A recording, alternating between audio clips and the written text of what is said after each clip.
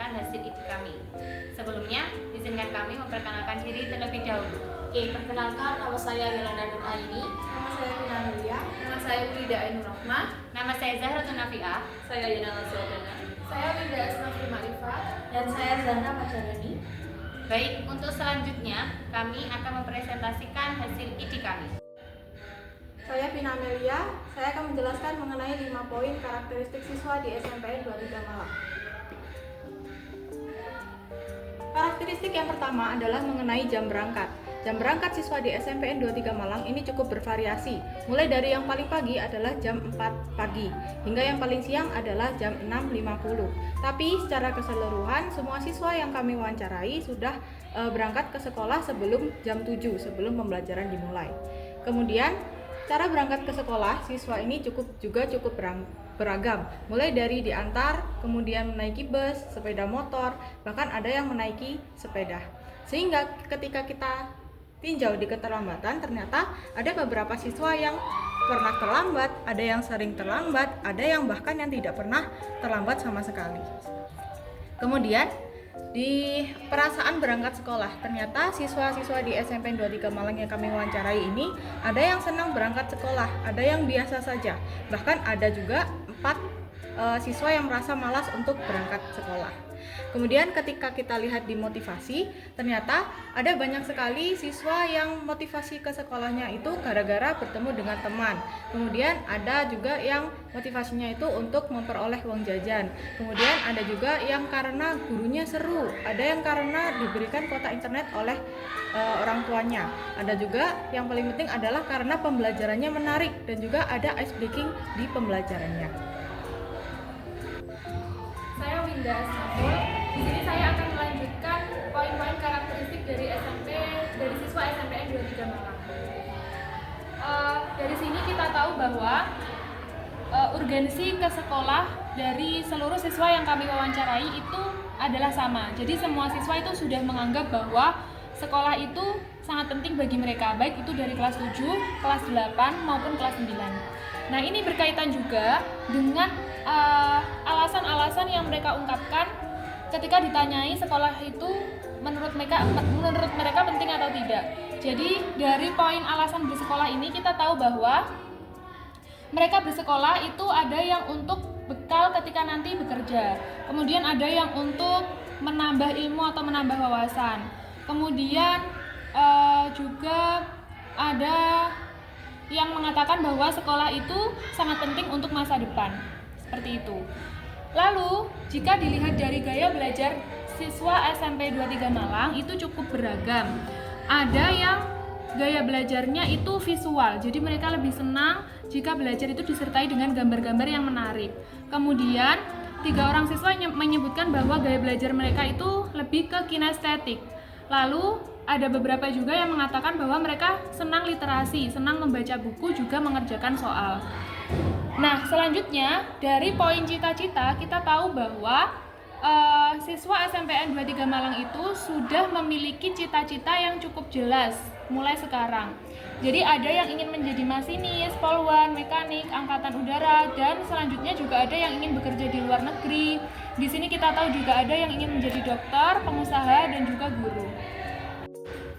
Saya Yana Lasodana. Di sini saya akan melanjutkan untuk menjelaskan tentang karakteristik peserta didik di SMPN 23 Malang. Untuk yang poin selanjutnya, ada alamat rumah dari setiap peserta didik. Jadi alamat rumah dari peserta didik di sini itu sangat beragam dan sebagian besar berlokasi di sekitar sekolah, seperti Ajawinangun, Ngadang, Mohato. Lalu juga ada peserta didik yang berada atau asalnya dari kabupaten, yaitu yang kami sampel ambil, yaitu dia berlokasi atau berasal dari Bumi Ayu dan juga Bululawang. Mereka memiliki saudara yang beragam juga, ada yang paling banyak itu ada 5 bersaudara, 3, 2 dan juga ada anak yang tunggal. Lalu untuk profesi orang tua beragam, ada yang ibunya sebagai ibu rumah tangga maupun security, adapun juga yang menganggur dan juga ada supervisor dari sebuah perusahaan. Sehingga hal ini akan mempengaruhi dari bentuk perhatian orang tua Di sini ada yang orang tuanya sangat perhatian maupun yang kurang perhatian. Bentuk perhatiannya misalnya didampingi dalam belajar, seperti itu. Untuk pengawasan HP-nya juga terdapat ada yang dibatasi dan juga ada yang tidak dibatasi. Dibatasinya sebagian besar dibatasi pukul 21.00 hingga ada yang dibatasi sampai jam 12 malam. Baik, terima kasih. Saya Yola akan melanjutkan presentasi dari teman saya. Untuk karakteristik selanjutnya adalah kegiatan mereka saat bosan dalam belajar. Kebanyakan dari mereka mengisinya dengan tidur di kelas. Jadi kalau mereka merasa bosan, maka mereka akan tidur. Selain itu juga ada yang keliling dan bahkan tanya kepada guru. Selanjutnya, kegiatan mereka setelah bersekolah sangat beragam, mulai dari les, mengaji, hingga bermain. Nah, untuk bermainnya ada yang biliar, terus nge-game, sekedar nongkrong, hingga ada yang balapan liar juga. Untuk penggunaan HP dari siswa SMP di 23 itu penggunaan HP-nya digunakan untuk sosial media dan game. Selain itu juga untuk media komunikasi. Selanjutnya untuk asal sekolahnya mereka cukup bervariasi ya, tapi sebagian besar memang berasal dari SD atau MI di sekitar wilayah sini. Untuk itu maka jalur masuk mereka juga kebanyakan dari mereka adalah masuk melalui jalur zonasi. Ada juga yang jalur prestasi juga. Oke, saya Zara Nafiah akan melanjutkan pemaparan hasil ID kami. Untuk karakteristik siswa selanjutnya yaitu adalah rutinitas belajar, di mana kebanyakan dari peserta didik di SMP Negeri 23 Malang ini belajar ketika ada tugas maupun akar ulangan. Kemudian mereka dapat mengatasi kesulitan belajar ketika di sekolah ataupun di rumah dengan cara bertanya kepada guru maupun teman. Selain itu mereka juga mencari melalui Google. Untuk selanjutnya yaitu adalah mapel favoritnya. Nah, mapel favorit ini sangatlah bermacam-macam sesuai dengan keinginan peserta didiknya. Namun beberapa ada yang menyatakan bahwasannya mereka menyukai IPA. Di semua jenjang mengatakan semuanya menyukai IPA. Kemudian materi favorit di IPA yaitu bermacam-macam juga, meliputi sistem organ, sistem reproduksi, hingga kegiatan praktikum seperti eksperimen garam maupun konversi suhu. Nah, untuk opini mereka terhadap pelajaran IPA, yakni kebanyakan mengatakan bahwa IPA itu sulit di bagian hitungan karena mirip dengan matematika, sehingga banyak yang tidak suka. Saya Zara, saya akan menjelaskan part pertama dari kebutuhan siswa. Kondisi lingkungan belajar yang dirasakan siswa di SMP Negeri 23 Malang ternyata menemui beberapa kekurangan, di antaranya kurangnya ekskul, terdapat pembulian, beberapa kelas yang bising, dan ruangan yang panas serta gelap, membuat siswa merasa kurang nyaman dalam belajar di SMP Negeri 23 Malang. Selain itu, ternyata pembelajaran IPA dan pembelajaran yang dilakukan di laboratorium tidak mencakup semua kelas. Jadi hanya beberapa kelas saja, di mana kelas 9 sekali belajar di lab, sedangkan untuk kelas 7 tidak pernah dan kelas 8 pernah belajar di laboratorium IPA. Namun di sisi lain, SMP Negeri 23 juga memberikan fasilitas-fasilitas seperti di sini untuk siswanya. Yang pertama, siswa dibolehkan membawa HP hanya untuk sumber belajar saja. Kemudian ketersediaan LCD dan proyektor serta lingkungan sekolah yang bersih dan lingkungan sekolah yang nyaman.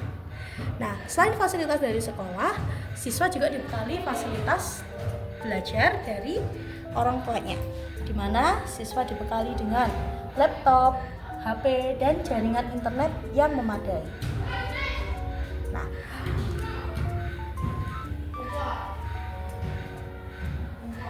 untuk pembelajaran IPA saat ini didominasi dengan kegiatan berdiskusi, penggunaan PPT, penayangan video, dan penggunaan buku paket. Nah, untuk penyampaian materinya ada beberapa yang dijelaskan dengan metode ceramah.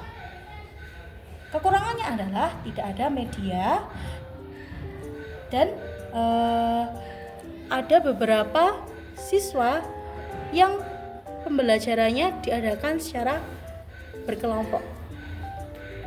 Saya Ulida Endorma, saya akan melanjutkan penjelasan dari teman saya Zahra. Setelah yang dijelaskan oleh teman saya, peserta didik di SMPN 23 juga membawa peralatan untuk mereka bawa ke sekolah. Dari peralatan sekolah seperti alat tulis, buku, serta HP yang membantu pembelajaran, mereka juga membawa mukena, terus membawa bekal dan juga minum. Peralatan yang mereka bawa ini apakah menunjang kebutuhan yang mereka inginkan? Coba kita lihat media pembelajaran yang mereka inginkan.